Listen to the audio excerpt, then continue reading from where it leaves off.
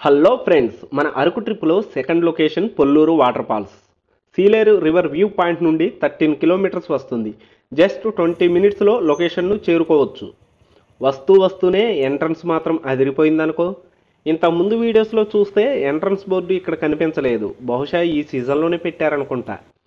ఇక ఎంట్రన్స్లో టికెట్ కౌంటర్లో ఎంట్రీ ఫీజు బైక్కు 20 రూపీస్, 4 వీలర్కు 50 రూపీస్ ఛార్జ్ చేస్తున్నారు.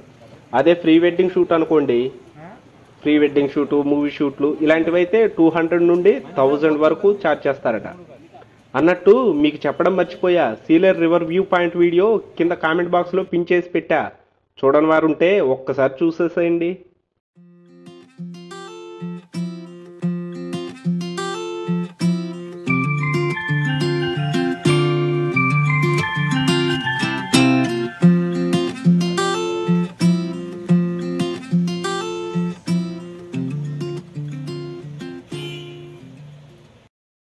అదిగో అన్నట్టుగానే ఆల్రెడీ మేము వెళ్ళేసరికే వెడ్డింగ్ షూట్ అయితే ఒకటి జరుగుతుంది. ఇక మనం ఎందుకు ఆగుతాం, వెళ్ళగానే ఇక మొదలెడదామా అన్నట్టు రికార్డ్ చేయడం సురువు చేసి వాటర్ ఫాల్స్ వ్యూ మొత్తం అయితే కవర్ చేసేసా.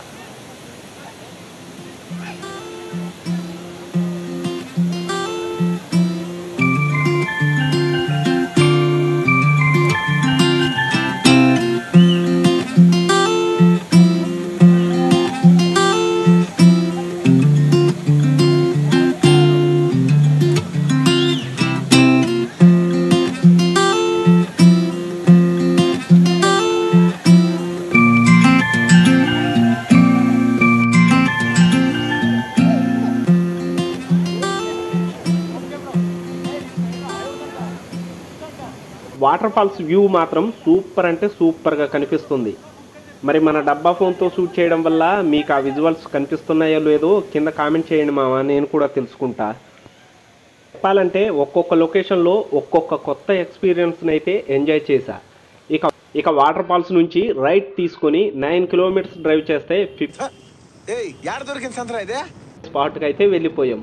గుర్తొచ్చిందనుకుంటా మన నెక్స్ట్ లొకేషన్ ఏంటో. మరి ఈ వీడియోస్ నోటిఫికేషన్స్ కోసం సబ్స్క్రైబ్ బటన్ నొక్కు మామ, నీకు కొంచెం పుణ్యం ఉంటుంది. వెళ్తూ మేము వెళ్ళే రూటు కొంచెం కన్ఫ్యూజ్ అయ్యి ఇంకో రూట్లోకి వెళ్ళిపోయాం. దారిలో కలిసిన లోకల్స్ను అడిగి ఎలాగైతేనే మొత్తానికి పుష్ప బ్రిడ్జి చేరుకున్నాం. అబ్బా, నేచర్ లొకేషన్స్లో మాత్రం ఒకదానికి మించి ఒకటి ఉన్నాయనుకో. చుట్టూ పచ్చని కొండలు, మధ్యలో బ్రిడ్జి, ఆ బ్రిడ్జి నుంచి వేగంగా పారే నీళ్లు. ఆహా, అద్భుతం అనుకో.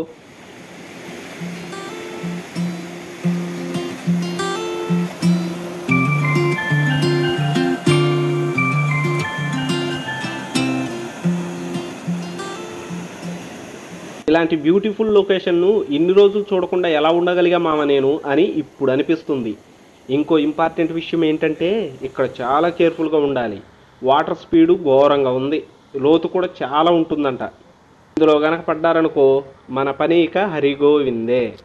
ఇక ఈ చుట్టుపక్కల పుష్ప మూవీ షూటింగ్ స్పాట్స్లు చాలా ఉన్నాయి, కానీ టైం లేక ఈ ఒక్క ప్లేస్ను మాత్రమే కవర్ చేయగలిగాం.